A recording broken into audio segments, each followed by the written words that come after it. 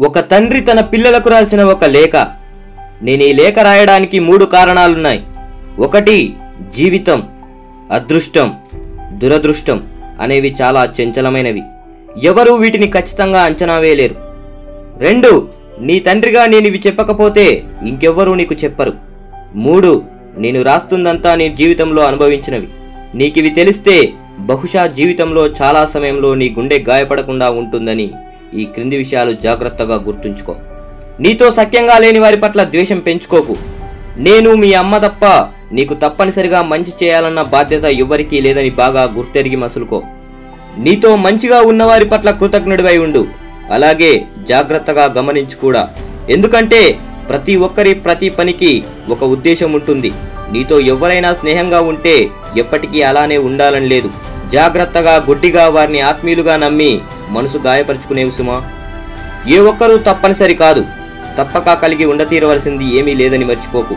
ఇది నీవు సరిగ్గా అర్థం చేసుకున్న రోజు నీ చుట్టూ ఉన్నవారు నేను వద్దనుకున్నా, నువ్వు బాగా కోరుకున్నది నీకు దూరమైనా నీ మనసు పెద్దగా గాయపడదు. జీవితం చిన్నది.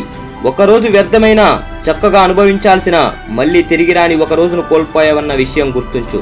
4, ప్రేమ అనేది ఒక నిలకడలేనిది, చంచలమైన ఒక భావన, కాలాన్ని మూడ్ని బట్టి వెలిసిపోయే ఒక ఎమోషన్. నువ్వు బాగా ప్రేమించాలనుకున్న వారు దూరమైనప్పుడు కుంగిపోకు. ఓపిక పట్టు. కాలం నీ గాయాలను బాధలను అన్నింటినీ కడిగేస్తుంది. కావాలంటే నీ చుట్టూ ఉన్నవారి జీవితాల్ని గమనించు. ప్రేమ సౌందర్యాన్ని అలాగే ప్రేమ విఫలమవడాన్ని అతిగా ఊహించుకోకు. ఏమంత పెద్ద విషయాలు కావని కాలం గడిచే కొద్దీ తెలుసుకుంటావని తెలుసుకో. 5, చాలా మంది పెద్దగా చదువుకోకుండానే జీవితంలో బాగా పెద్ద స్థాయికి వెళ్ళుండవచ్చు. కానీ దాని అర్థం నువ్వు కష్టపడి చదవకుండానే గొప్పవాడివైపోతావని కాదు.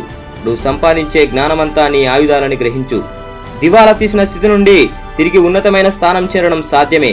కానీ దివాలా తీసినప్పటి పరిస్థితి దారుణంగా ఉంటుందని మర్చిపోకు. 6, నేను వృద్ధాప్యంలో ఆర్థికంగా నీ మీద ఆధారపడను. అలాగే జీవితాంతం ఆర్థికంగా నీకు ఆసరా ఇవ్వలేను.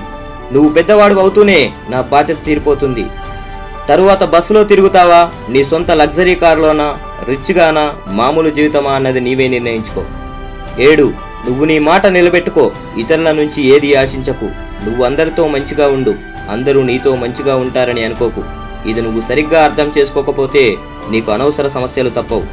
8, లెక్కలేనన్ని లాటరీ టికెట్లు చాలా కాలం కొన్నా ఒక చెప్పుకోదగ్గ పెద్ద ప్రైజ్ ఎప్పుడూ రాలేదు. కష్టపడితేనే ధనవంతులమవుతాం అన్నదానికి ఉదాహరణ ఇదే. విజయానికి షార్ట్కట్ లేదని బలంగా నమ్ము. 9, అది ఎంత కాలమైనా సరే మనం కలిసి ఉన్న కాలాన్ని జాగ్రత్తగా దాచుకుందాం. వచ్చే జన్మలో మళ్ళీ కలుస్తామో లేదో. ఇక సెలవు.